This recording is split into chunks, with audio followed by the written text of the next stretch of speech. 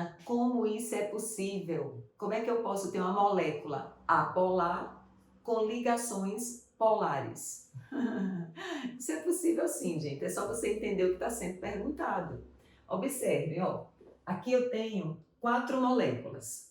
Essas 4 moléculas estão sendo perguntadas para vocês quais são as moléculas apolares e que têm ligações polares.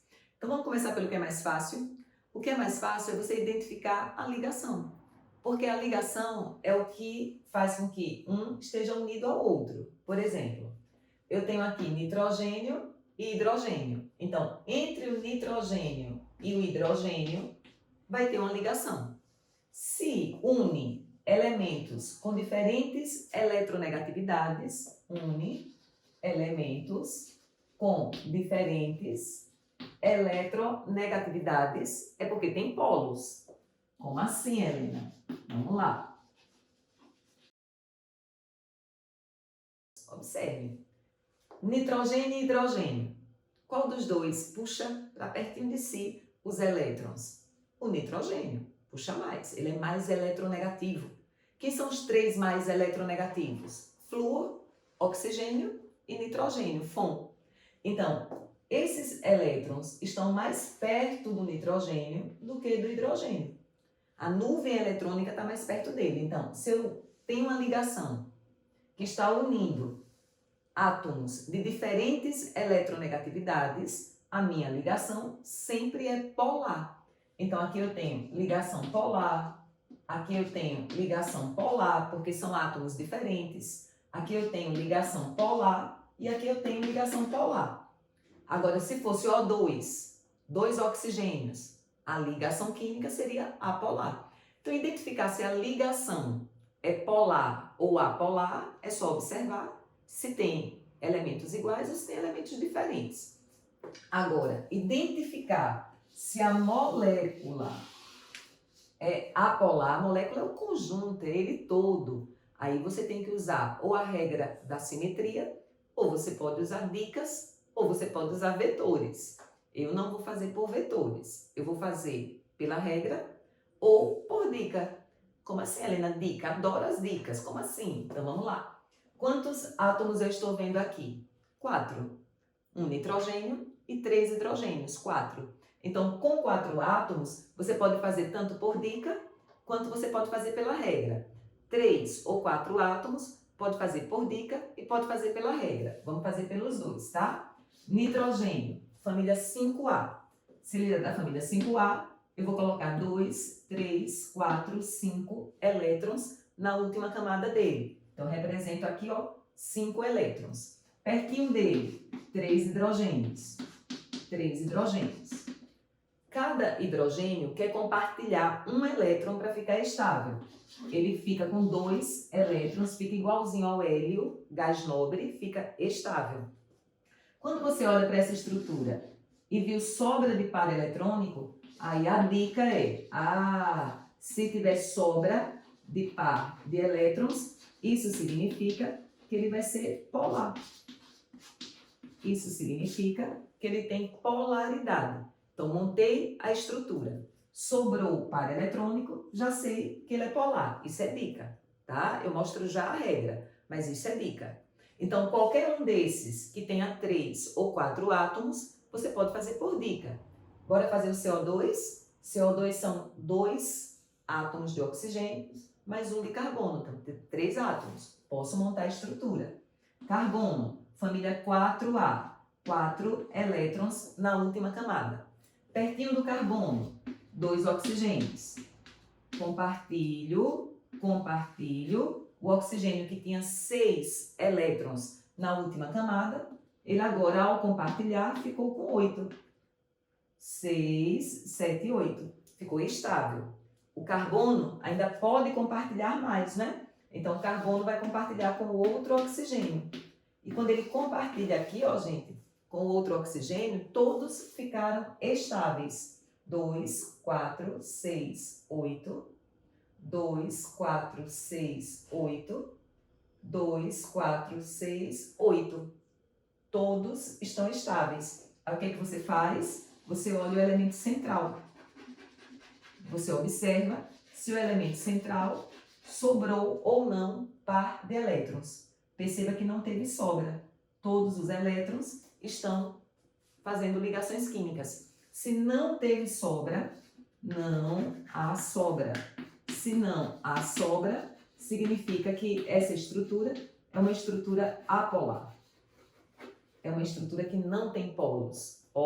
Quem está atento, CO2 é apolar. E CO2 tem ligações polares. Carbono e oxigênio são átomos diferentes. Essa ligação, ela une átomos diferentes. Por isso que a ligação é polar. Agora, ele todo, a molécula como um todo, é apolar. Naquela época que eu estudava, sabe? Há muito tempo atrás, quando eu era adolescente, a gente estudava isso por vetores. Tem um vetor apontando para o oxigênio, tem outro vetor apontando para o oxigênio. Um anula a força do outro e por isso que é apolar. Hoje você não precisa mais fazer por vetores. Fez a estrutura, olhou o átomo central, não teve sobra, já sabe que é apolar. Então, uma das respostas aqui dessa lista é o CO2. O CO2 é uma molécula apolar, o CO2 formado por ligações polares. Deu para compreender? O que a gente vai fazer? Montar a estrutura do SO2, montar a estrutura do CCl4, para que vocês possam visualizar se esses compostos são polares ou apolares. Vamos lá?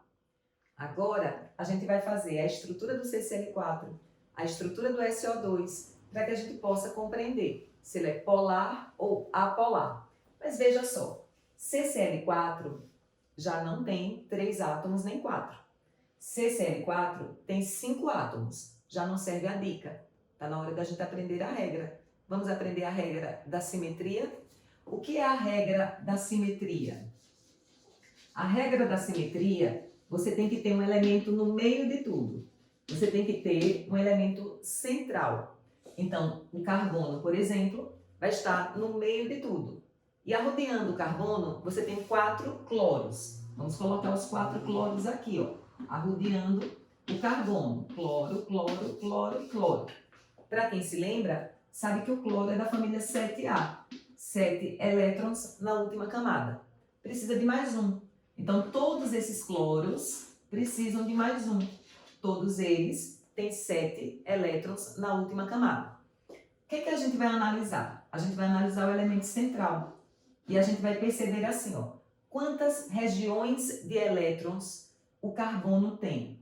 Regiões de elétrons são ligações químicas ou o par eletrônico. O par eletrônico conta como uma região, mas uma ligação simples também conta como uma região. Uma dupla também conta como uma região.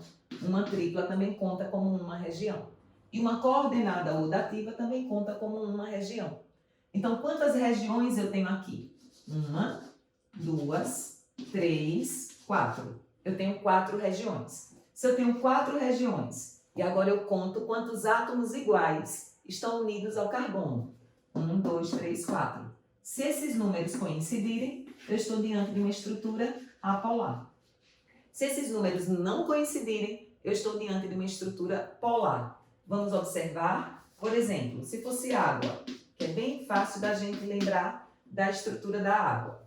A água, ela tem sobra de par eletrônico, tudo bem, mas se eu fosse contar regiões de elétrons, eu contaria aqui, ó, uma região de elétrons, 2 regiões de elétrons, 3 regiões de elétrons, 4 regiões de elétrons. O par, sem fazer ligação, também conta como uma região de elétrons. Então, no caso da água, uma região, 2 regiões, 3 regiões, 4 regiões. 4 regiões, mas só 2 átomos iguais. E, consequentemente, eu estaria diante de uma estrutura polar, porque eu tenho números diferentes. Então, o CCl4 é apolar com ligações polares. Seria mais uma resposta aqui. E o SO2, vocês vão tentar fazer. E se vocês não conseguirem, vocês botem aí nos comentários que eu faço uma aula só para montar a estrutura do SO2, para saber se é polar ou se é apolar. Mas eu quero que quando vocês fizerem Tentem fazer pela regra da simetria, vendo quantas regiões de elétrons e quantos ligantes iguais. Se forem duas regiões de elétrons, aqui tem dois átomos iguais, 2 e 2 seria apolar. Se for mais que duas regiões de elétrons, ele vai ser polar. Me diz se você fez, coloca nos comentários se você fez ou não. Me diz qual é a polaridade do SO2. O SO2 é polar ou o SO2 é apolar? E se você fez pela regra da simetria ou se você fez pela dica? Me conte.